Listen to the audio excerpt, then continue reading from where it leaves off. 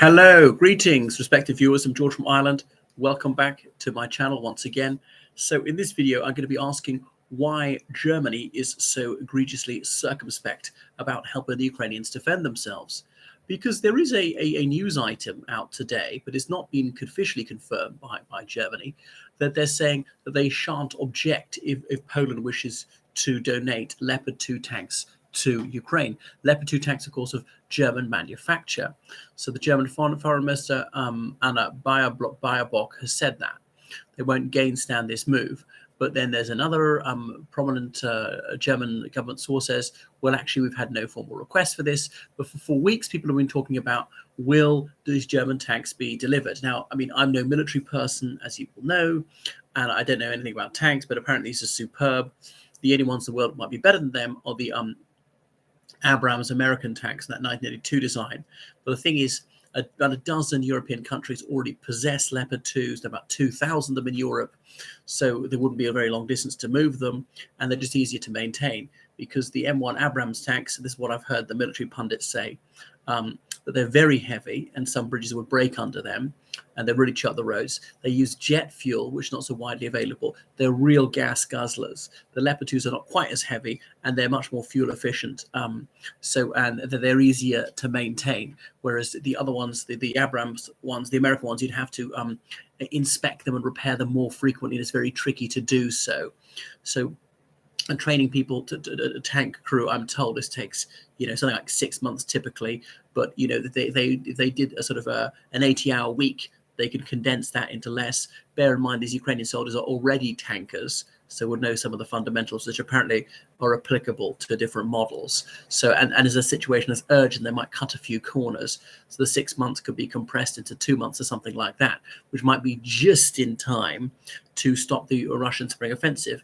Bearing in mind, had we armed the Ukrainians to the teeth a year ago, this war might not have started. And even if it had, they might have won it by now. If we'd armed them several months ago, it might be over. So some people were singing in the vein of John Lennon, is all we are saying is give peace a chance. And if you're bad, I'll sing again. Okay, so but all they're doing is going to be giving Putin a chance. He clearly doesn't want peace. He wants capitulation. And there were European Union leaders like Emmanuel Macron, who was bending over backwards to accommodate him and saying, Russia mustn't be humiliated. Obviously, I think that the Putin regime should have its snout rubbed in the mire. I'm also not russophobic in the least. And they'll always try that, the Moscow regime, and say you're russophobic for telling the truth, russophobic for helping victims of the Putin regime. No, that's not anti-Russian. Putin's anti-Russian. I mean, look how many people he's killed even with his own country. Look at the wide-scale use of torture. Look at the detention of political prisoners. Look at him depriving them of their constitutional rights. Look how much he and his cronies have stolen from Russian people. Anyway, so it's not actually russophobic to uphold the law, to say that his regime cheats even the Olympics and things, quite apart from the numerous atrocities they committed in their illegal war of aggression against Ukraine.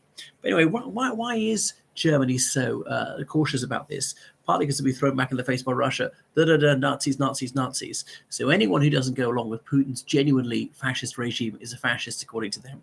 The Second World War, yes, okay, the Second World War happened. Nobody disputes that. Nobody said more mea culpas than Deutschland, right? And it's just racist to say that Germany is always in the wrong. Can a German be innocent? Of course they can be. So most countries have invaded other countries, and most countries are responsible for atrocities. And all right, Germany's record in the 1940s is really egregiously bad. But it's wrong to penalize Germans generations later. So nobody alive now had any role in leadership. Some of them were teenage soldiers who are still alive now at the time. And this is preposterous that Germany can never be proactive in defending human rights because of the Second World War.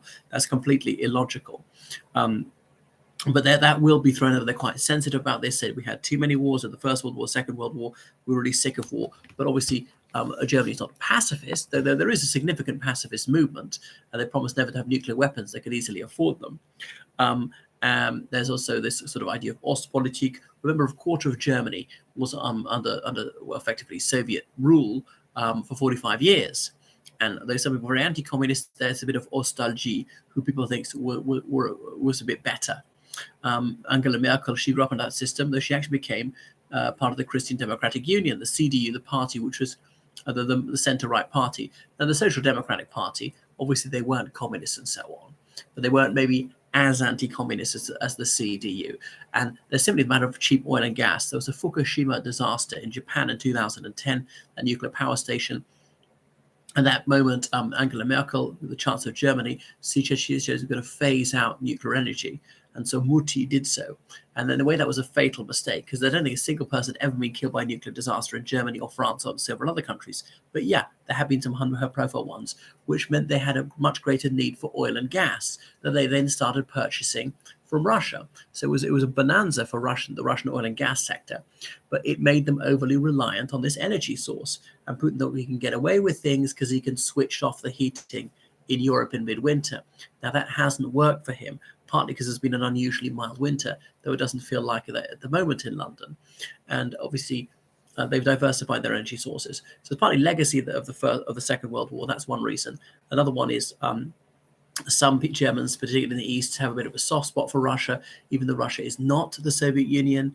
Ukraine is also a successor state of the Soviet Union. Russia certainly does not practice communism. It very much is a regressive capitalist society, a bandit capitalist society, not a free market capitalist society. But there's this delusion that somehow it embodies some sort of positive spirit of communism, as in communalism, as in sharing and caring and abolishing poverty. What else is there? There's genuine pacifism and some sort of self-interest. They want the cheap oil and gas as well.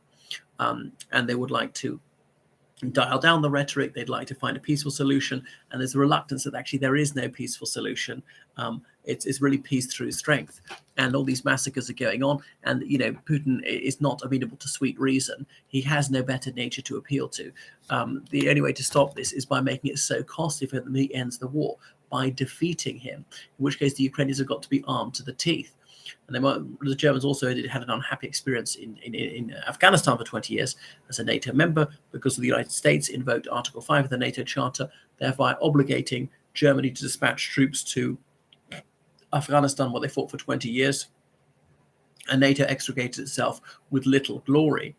And obviously that's fallen to the Taliban. So does war really work? People are talking about the futility of war. It's just nihilistic. And there's obviously the cost of sending weapons. And actually, Germany has sent more than the UK. But then Germany's population is a bit bigger, the economy is bigger, and so on. Can afford a bit more generous. They've obviously accommodated hundreds of thousands of Ukrainian refugees. So these are some of the reasons why Germany is more reluctant to send these weapons. They also said, well, we need the Leopard 2 tanks for us. Well, that's a specious argument, because they wouldn't be German ones. They ones they sold to Poland and others that we donated.